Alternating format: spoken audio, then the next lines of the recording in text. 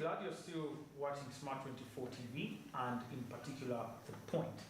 We are talking the national budget, and I am with a gentleman and a lady from CSBA, the Civil Society Budget Advocacy Group. And we are still looking into, first of all, the year 2022-2023 budget, and then, of course, looking ahead in the 2023-2024 budget. I'll start with you, Ms. Akelo, and I want to start with the review of the previous year, in the previous budget.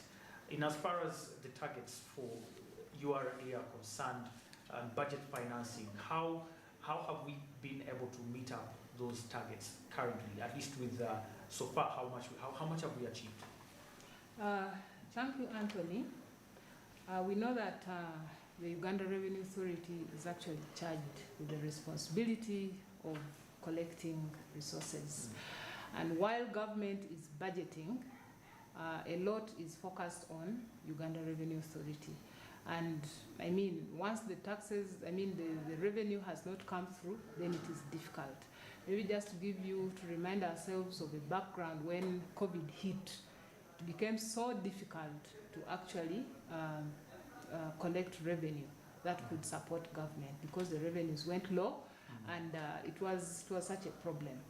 But knowing that Revenue Authority has always been given targets, maybe just to compare the period between July last year and December of 2021, and then, because then it is within that period that we can do a fair comparison. And July 2021, July to December 2021, and July to December 2022. Yeah. So in July 2021, up to December 2021, Revenue Authority was given a target of about 11 billion shillings, and they were able to collect about 10 billion. And that gave a performance percentage of about 92%. And of course, they fell short by about 8%. Now, recently, Uganda Revenue Authority gave us a press conference, a press release of what they had collected between the same period last year. And you note that much as they fell short of the target of about 11 billion 700, they collected about 11.6 billion, which is about 99%. Now, comparing a 92% and a 99%, you realize that there is an improvement. And so, of course, there are several measures that URA had to put in place. There are several leakage points or loopholes that they actually had to put in place to ensure that they improve on that kind of collection. And we appreciate that because then it meets the target that they have been given, but also it helps government to actually be able to provide the services that they were targeted to provide to the citizens. Absolutely. Yeah. So in a better performance, do we see more efficiency as well? Because much as we could have met these targets, but inefficiencies in terms of how the money is spent could lead to a few loopholes here and there. So do you think the process has come with a better and more efficient way of utilization of funds? Every year, government actually does a performance analysis of the budget. Of course, you will realize that there are some areas where there has been efficiency, and then there are areas where there haven't been efficiency. That is something that government needs to improve, because then when you look at several areas within the budget, you realize there are wastages, you realize that there are leakages even within the expenditure section. And so it is a point where government would very strongly need to plug out in terms of having the budget being efficient. Thank you. Mr. Patrick, I want to bring you here now on the new budget we're having in the House, the framework, of course, which has not yet been approved. But looking at the revenue collection in particular, this time round is going to be a little bit higher. On contrary, when you look at from 25.5 trillion to 28.8 trillion, this is more money that's going to be paid by the taxpayer. We don't know how. And I'm afraid the worry of our viewers and the worry of most Ugandans is that probably government is going to maybe you get to increase the taxes or try to introduce measures that will enable people to pay more taxes. It's not very clear where the line is. But in your own view, what is government going to do this time different in order for us to meet this target, especially of now 58% financing from revenue collection? Okay, thank you, Anthony. When you look at what has so far been tabled by government, it's until we reach the month of April when the tax bills are tabled in Parliament. Now that will give us a better picture if government is introducing new taxes or not, or they're going to improve on the current tax heads which are there in the country. Just to give a fair reflection, at half here from the report that Juliet alluded to, you really see that some of the tax heads that performed so well was pay as you earn. We managed to collect a tune of 1.9 trillion. You look at VAT, we collected a tune of 1.5 trillion. Now, these are tax heads which are very easy to collect. Remember, the number of individuals and companies that in the tax register are not so many. So that means very few individuals and companies are bearing the burden of this taxation. We are aware 2-3 years ago, government introduced the rental tax. This was something which was good, but if you look at over the years, how has that rental tax performed? In the half-year report that was released by URA, they managed to collect 97 billion, and yet we see a huge potential in this tax. But are people aware about the rental tax that URA is collecting? How many of them are paying? So it's something which is still very easy to evade. Now, the contributors, which sectors are really contributing to this tax? The report also shows wholesale and retail. They are the lead contributors. Now that's why if you engage our colleagues who are in downtown, and when they talk about the tax burden really impacting on them heavily, they're one of the big contributors, wholesale and retail sector. Even the manufacturers, they're paying a lot when it comes to tax. So now that gives us that picture where the monies are coming from, which people are paying the money.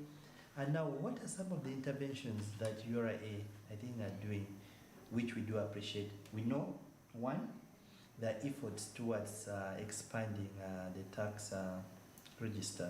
And we have seen efforts where URA has gone ahead to carry out tax education, which to me is something which is good, and more really needs to be done, because we need to target the informal sector, which is really very large, and we want to bring in so many other Ugandans into the tax bracket. So tax education is really key in this aspect. So even if we don't bring in new taxes, we need to now focus on other measures so that we can realize our revenue targets. Another intervention which is really good is the implementation of the IFRIS, the electronic fiscal receipting and invoicing system. This is something which is good, but the question here is how many companies, how many Ugandans really understand what IFRIS is about? I know out there that people are just hearing this for the first time, and yet it's something that URA has been implementing close to 2 years. So it's something that URA needs to step out of their comfort zone and educate the masses about some of these new measures.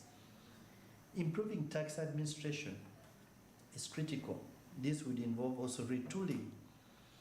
The debate out there is like URA is really staffed. But to me, I feel we need still to recruit more staff, so that we have each and every border point has a URA staff, and the number should be adequate to match the demand of the services, and we also need to retool them, equip them with the necessary skills and knowledge so that they're able to function well, because there's having an office which is not fully equipped, and as such they won't deliver to the task that they're faced with. URA is also doing well in regards to arrears management, and as such There's even a tribunal that is in place. And they're making some recoveries, which is a positive. Because if you look at the tax crime investigations, at half year, we realized a total of 79 billion, which is a positive. So some of this needs to be enforced. We want to see more enforcement so that more Ugandans are brought into the tax bracket. And once we mobilize our revenue domestically, we are sure that we can finance our budget and we can also deliver the services that our citizens demand. Absolutely. Ms. Juliet, I want to bring here on the issue of the private sector. We've just talked about the increase in our tax collection, the targets we are having, and definitely whether this is going to be approved or not, there is going to be an increase in this. But the private sector has had an outcry of the high interest rates.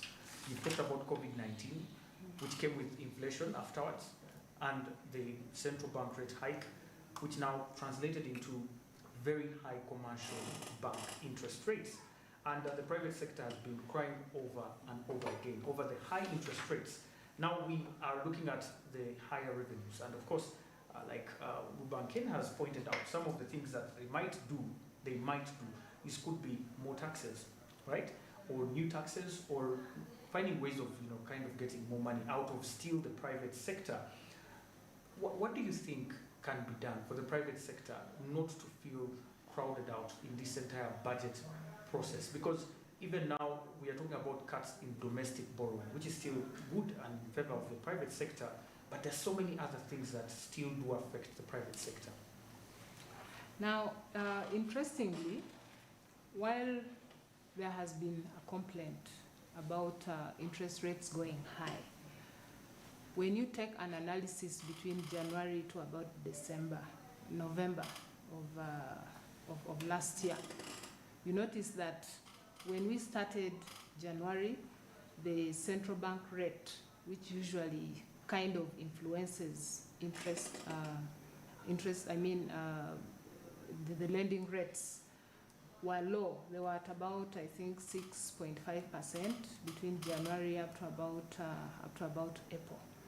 But because the economy was reopened last year, and because private sector was starved, they were not doing business, you realize that private sector credit kept on growing from about, I think, 20 billion.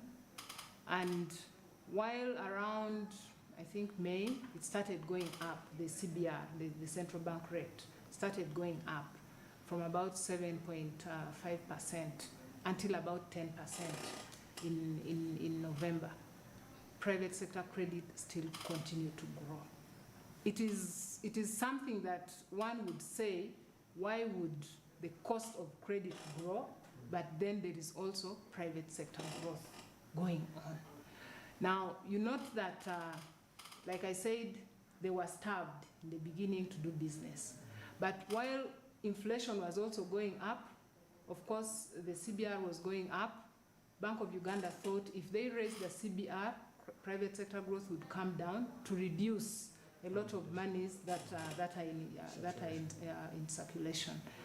But this tells us that for as long as businesses are not working, for as long as businesses are low, and the business person knows that he's not producing as much, he will always produce, he will always go ahead and do the borrowing.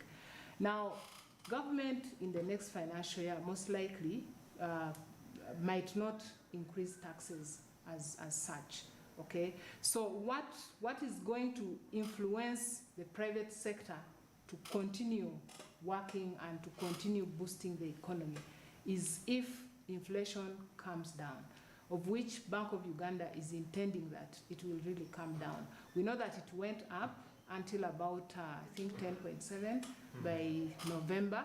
It came down to 10.2, and by January, it was at 10.4. It's again beginning to rise. But Bank of Uganda, I believe, in their records, they're optimistic that, of course, they will bring it down within the medium term to about 5%. And so once inflation comes down, we believe that the private sector will be boosted there will be some kind of growth within there. But of course, we also know that if government provided a conducive environment in terms of availing avenues, one of the avenues is government stopping borrowing from within the domestic market. Because usually once government raises the issue of borrowing, then the rates will go up.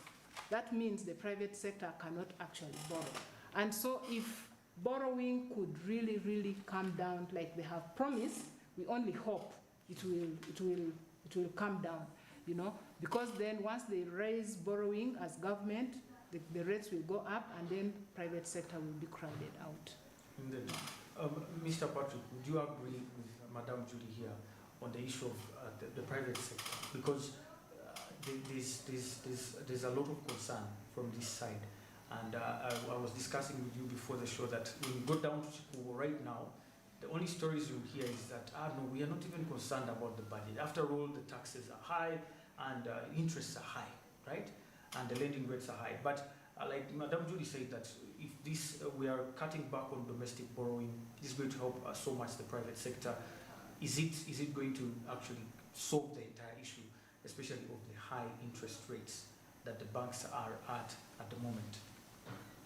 I think I concur with that, because for us to really realize growth within the private sector, we want to see more credit, the cost of credit coming down, so that businesses like those in Chikugo can borrow and they put that money to good use. Imagine a situation where government of Uganda is going to the same bank like a trader in Chikugo, and that is what has been happening over the years. You can imagine in financial 22-23, close to 5 trillion Ugandan shillings was borrowed by government of Uganda from the domestic market. Now, once government also enters in, now banks feel comfortable lending money to government than to an individual. And remember, most of our businesses are not so productive, because once the cost of credit is up, even the cost of running the business goes up. So now, the positive sign that is coming from government by reducing borrowing from that from the domestic market in the financial 23-24, it's a good indication that we only pray that it happens, because experience has shown that once government fails to get money, they always run back to this domestic market, which the rates are very high even for them. Instead of going to borrow from the other friendly sources, which are not from this market, the non-concession, then the concessional loans. Now, but one thing that we should also look into for private sector to grow, it's beyond credit. There are other factors that also should come into play. We are looking at markets. We have markets that are negotiated currently by the government of Uganda, even within the East African communities, markets that we have even within the COMESA, and equally markets that have just come through by the African Free Trade Area. But now, for us to exploit those markets by our private sector, the issue comes, how prepared are we in terms of complying and meeting the market requirements? In most cases, the markets are there, but the players in the private sector cannot sufficiently meet the demands in these markets because of quality. So we want to see investment going towards improvement of standards, so that our private sector players can access these markets. So it's something which is very critical for them to grow. When you look at also the policy and legal frameworks within also the private sector is critical, because we are looking at a situation where you have a private sector which is almost informal. The bulk of it is informal. That means once you are operating in an informal space, that means these entities, one, they lack good accounting skills, so even they don't keep records. And even the way they operate is so informal that it's very hard for us to track, and even for government to benefit from whatever little proceeds they are getting so that we can tax. Because imagine a trader who is not even keeping records. How can URA even come and now tax such a person? Because records are not clear, and this also affects, in one way or the other, affects what we can get from them. Yeah. Absolutely. Thank you so much for that insight. We're going to take another short break. But when we return now, we want to shift the gears a little bit here. When it comes to national budget, one of the concerns has been public expenditure of government. And the talk has been about rationalizing, for example, just giving one of the examples people give. In 2018, there was a plan to rationalize government ministries, departments, and agencies in order to cut costs, right? But this seems to be slow in coming. But also, there has been budget cuts. When you look at most of the different segments of the budget projected, there are going to be cuts on most of the pertinent parts of the budget. Are these justifiable in the middle of not accepting or not actually following up on rationalization of MDS, for example, or they're not? We're taking a very short break and we'll return shortly. This is The Point, and you're watching Smart 2040.